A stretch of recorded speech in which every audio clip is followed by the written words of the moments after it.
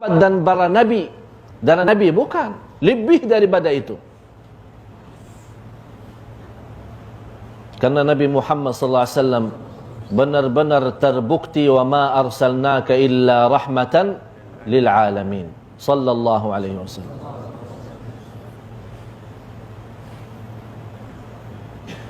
Sampai satu saat Rasulullah sallallahu alaihi wasallam berusaha untuk salat dengan sahabatnya, masih dalam kondisi lemah, tidak kuat. Rasulullah SAW minta air, dibawakan banyak air untuk mandi. Setiap Rasulullah SAW mandi, begitu dia merasa sudah kuat, sadar untuk masuk ke masjid, malah binsang dan jatuh sallallahu alaihi wasallam. Dan sahabat menunggu sallallahu alaihi wasallam. Allahumma salli wa sallim wa barik alaihi. Rasulullah mandi lagi, begitu selesai mandi dan wudu, binsang lagi sallallahu alaihi wasallam. Saking sakitnya sallallahu alaihi wasallam. Ingin berjumpa dengan sahabat, ingin bertemu sahabat, untuk menimami sahabat, karena seumur hidupnya sallallahu alaihi wasallam selama dia membawa dakwah tidak pernah tinggalkan salat. Terasa harga salat, terasa nikmatnya salat dan kemuliaan salat sallallahu alaihi wasallam. Kemudian Rasulullah SAW memanggil Ali bin Abi Talib, Al-Abbas bin Abdul Muttalib, keluarga Rasul, dua-duanya masuk. Dan Rasulullah SAW minta disandarkan dengan dua sahabat, Ali bin Abi Talib sebelah kanan dan Al-Abbas bin Abdul Muttalib sebelah kiri. Dan mereka membawa Rasulullah SAW masuk ke masjid dan didudukkan di kursi di atas mimbar. Dan Rasulullah SAW menyampaikan wasiat yang terakhir menghadapi umatnya dan sahabatnya. Innal hamdalillah nahmaduhu wa nasta'inuhu wa nastaghfiruh wa ashhadu an la ilaha illallah wa anni rasulullah. Ayyuhan nas ittaqullah ittaqullah ittaqullah. Siapa di antaramu yang pernah aku zalimi, silahkan tunjukkan kezalimannya. Siapa di antaramu yang hadir, yang pernah aku caci maki, silahkan hari ini sekarang balas. Siapa yang di antara yang hadir, yang saya pernah ambil hartanya, tidak ada alasan atau tidak hak. Rasulullah SAW pernah menzalimi orang. Dia orang yang bawa adil, bagaimana boleh zalimi orang? Dia yang menyebarkan adil, bagaimana boleh dia menzalimi orang? Kalau ada yang menuntut haknya, silahkan sebelum hari kemudian. Tidak ada yang bangun, malah sahabat nangis. Sambil semua sahabat, nafdika bi abaina wa ummahatina, kami kurbankan diri kami, keluarga kami, bapa dan ibu kami demi-Mu ya Rasulullah. Itu jawaban mereka.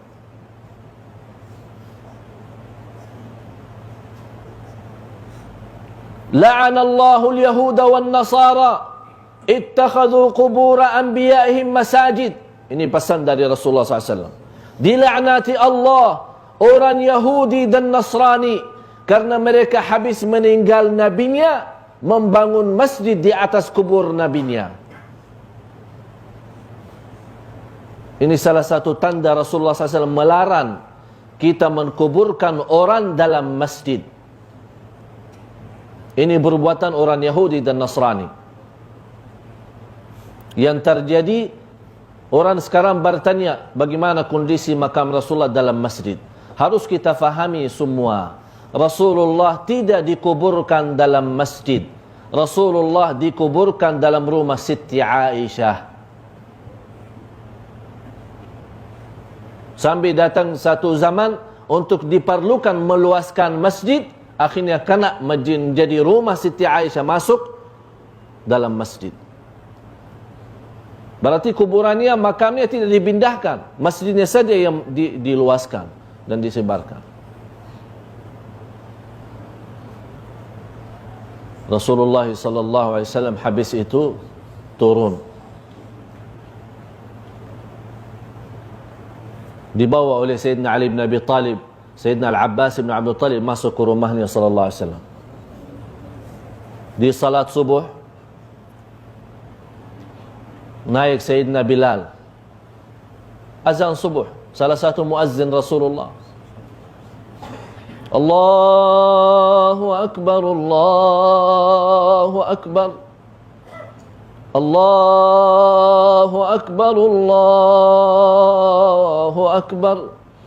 Ashhadu an la ilaha illallah, Ashhadu an la ilaha illallah, Ashhadu anna Muhammadan. Nangis Bilal. Tidak mampu lanjut azan. Dan semua yang di masjid nangis. Karena cukup lama tidak jumpa Rasulullah SAW. Cukup lama tidak dipimpin dalam salat. Sampai Bilal radhiyallahu an tidak mampu lanjut azan, diganti oleh sahabat lain. Radhiyallahu anhum ajma'in.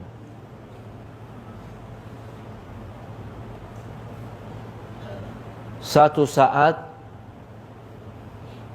Rasulullah sallallahu alaihi wasallam berusaha juga memimpin sahabat dalam salat, merasa juga tidak kuat. Kata Siti Aisyah, kondisi Rasulullah SAW semakin turun, semakin lemah. Rasulullah SAW berkata, Ya Aisyah, muru Abu Bakrin falyusalli bin nas. Suruh Abu Bakar radhiyallahu an menimami sahabat. Kata Siti Aisyah, Ya Rasulullah, Abu Bakar orangnya suka nangis. Kalau dia jadi imam, tak jelas bacaannya. Saking nangis terus. Jadi saja Umar bin Khattab radhiyallahu an jadi imam. Marah Rasulullah. Wahai Aisyah, suruh Abu Bakar yang jadi imam. Ya Rasulullah, saya tahu ayah saya Abu Bakar suka nangis. Kalau dia jadi imam, orang-orang di belakangnya tak boleh mendengar bacaan. Saking nangisnya terus.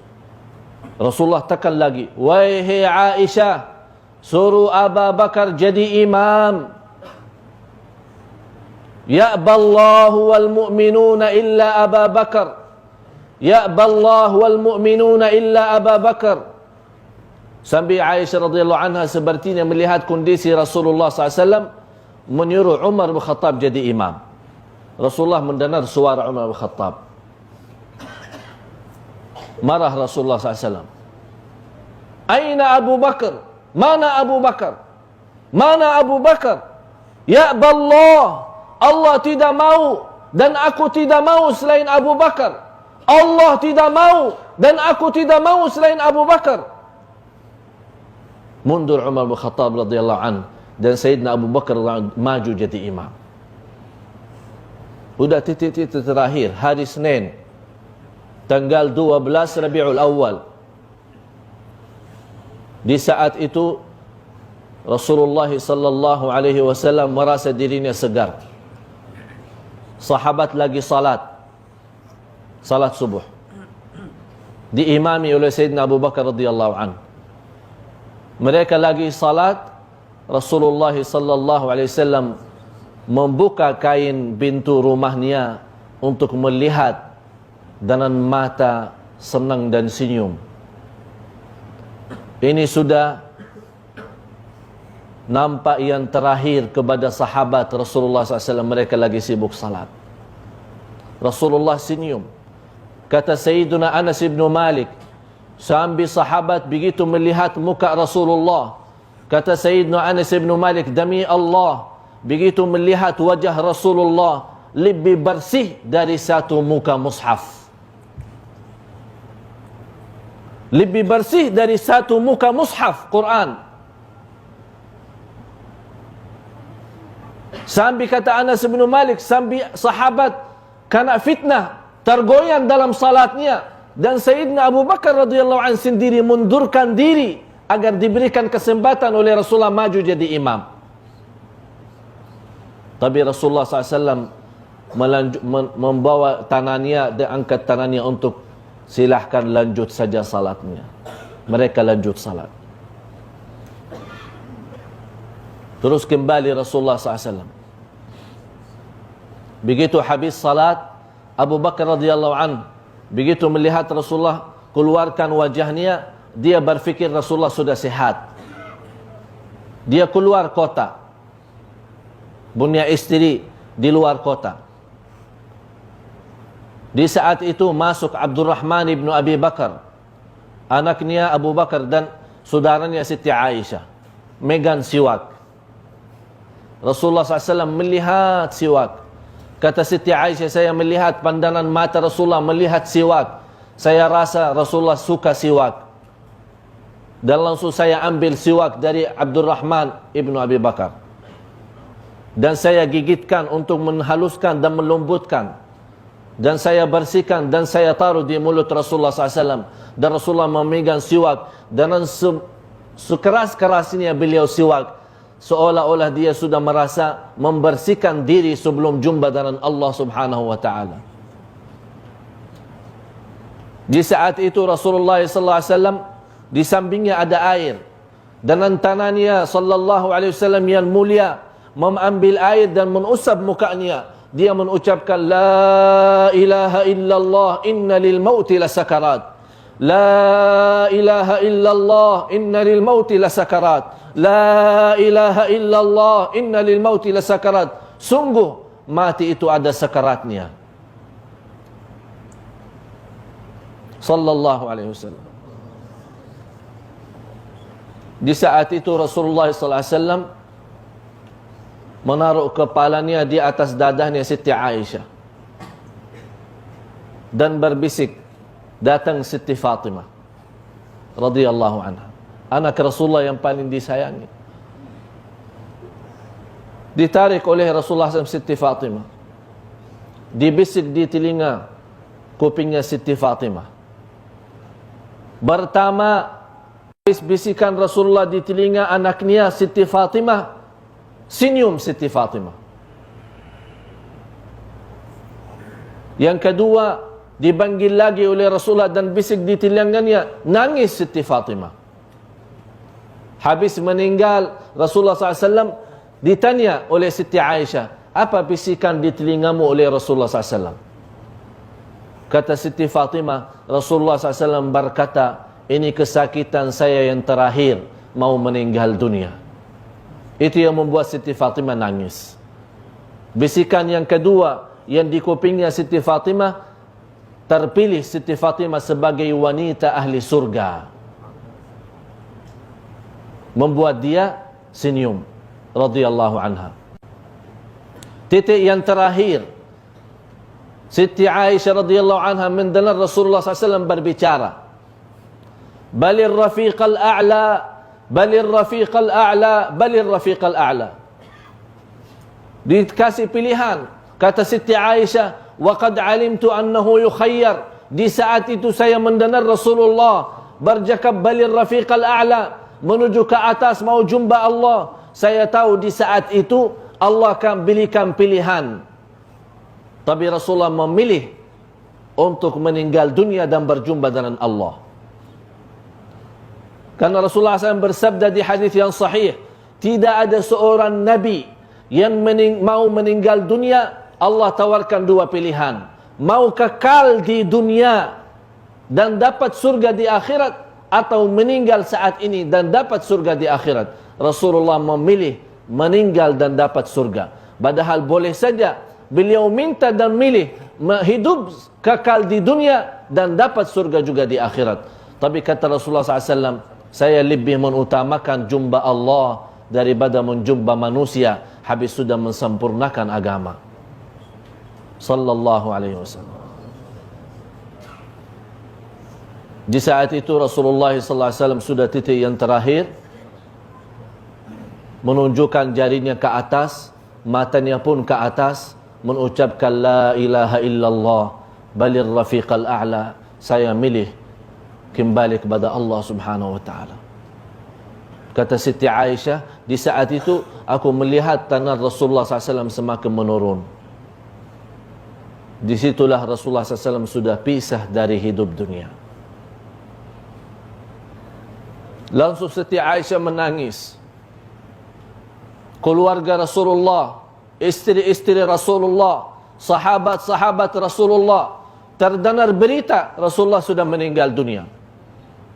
Kata Umar bin Al-Khattab radhiyallahu an, "Man qala anna Muhammadan qad mat, wallahi la aqta'u unuqahu bis-sayf." Demi Allah, barang siapa yang berkata Nabi Muhammad mati, saya akan potong lehernya. Berita yang berat untuk diterima. Sampai Umar bin Khattab radhiyallahu an sudah tidak boleh menahan diri. Uthman bin Affan radhiyallahu an sudah tidak boleh berbicara. Sayyidina Ali bin Abi Talib saat berdiri dia jatuh duduk tidak bisa bangun lagi. Kondisi yang membuat sahabat Rasulullah sendiri tidak boleh bertahan musibah yang macam ini. Allah namakan mati musibah. Dan terbukti surah Az-Zumar ayat 30, "Innaka mayyitun wa innahum mayyitun." Sungguh akan engkau meninggal dan semua manusia akan meninggal. Inilah sunnatullahi di dunia. Langsung terbawa berita kepada Sayyidina Abu Bakar radhiyallahu an. Datang Sayyidina Abu Bakar dari luar. Rasulullah SAW sudah dalam kondisi meninggal dunia. Sayyidina Abu Bakar radhiyallahu an membuka wajahnya Rasulullah yang tertutup dengan kain dan melihat dengan mata yang sedih. Sambil nangis Sayyidina Abu Bakar radhiyallahu an, sambil air mata Sayyidina Abu Bakar tertumbah dan di atas muka Rasulullah sallallahu alaihi wasallam. Dan Sayyidina Abu Bakar mencium kepala Rasulullah dan mencium mata Rasulullah. Laqad tibta hayyan wa mayyitan. Sungguh wajah yang baik hidup dan wajah yang baik walaupun sudah meninggal. Radhiyallahu anhu arda. Disitulah sahabat tidak mau menaturkan bagaimana cara menkuburkan, di mana dikuburkan Rasulullah sallallahu alaihi wasallam. Kata Abu Bakar radhiyallahu anhu, saya pernah mendengar Rasulullah sallallahu alaihi wasallam bersabda, para nabi dan rasul kalau meninggal dunia, tempatnya meninggal adalah tempatnya kuburannya. Jadi tidak boleh dipindahkan ke mana-mana. Disitulah dikuburkan. Akhirnya Siti Aisyah terpaksa karena rumahnya menjadi makam Rasulullah, dia pindah dari rumah itu ke rumah yang lain. Karena tidak boleh juga orang tempati di makam kuburan. Dan dimandikan oleh Sayyidina Ali bin Abi Talib, kemudian Al-Quthum, kemudian Al-Abbas, Abu Talha yang menggali, sambil Abu Bakar radhiyallahu anhu melihat saat dikuburkan Rasulullah SAW dan dimasukkan dalam lahat. Sayyidina Abu Bakar nangis. Atabat anfusukum an tahthu turaba ala Rasulillah. Sambil anaknya Siti Fatimah, apakah ada kemauan dalam diri anda sekalian untuk tumbahkan basir-basir dan tanah di wajah Rasulullah SAW?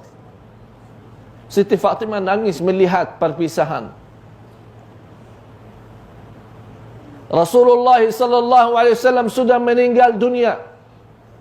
Datang Sayyidina Abu Bakar melihat keadaan sahabat sudah sangat kacau, menghadapi musibah yang terbesar di dunia ini adalah meninggalnya Rasulullah. Naik mimbar Sayyidina Abu Bakar radhiyallahu an dan berkata, "Man kana ya'budu Muhammadan fa inna Muhammadan qad mat, wa man kana ya'budu Allah fa inna Allah hayyun la yamut." Barang siapa yang menyembah Nabi Muhammad, Muhammad sudah meninggal dunia. Tapi barang siapa yang beribadah kepada Allah, Allah Maha hidup. Dan dia baca, "Wa ma Muhammadun illa rasulun qad khalat min qablihi ar-rusul, afa in mata aw qutila inqalabtum ala a'qabikum, wa man yanqalib ala aqibayhi falan yadurra Allah syai'a, wa sayajzi Allahu asy-syakirin." Ali Imran 144.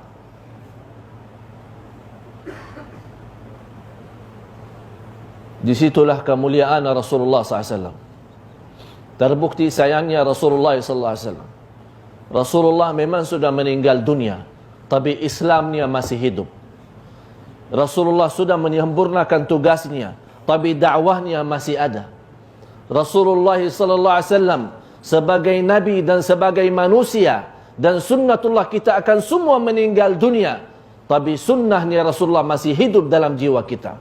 Rasulullah masih ada dalam fikiran kita. Rasulullah masih ada dalam sikap kita. Rasulullah masih ada dalam akhlak kita.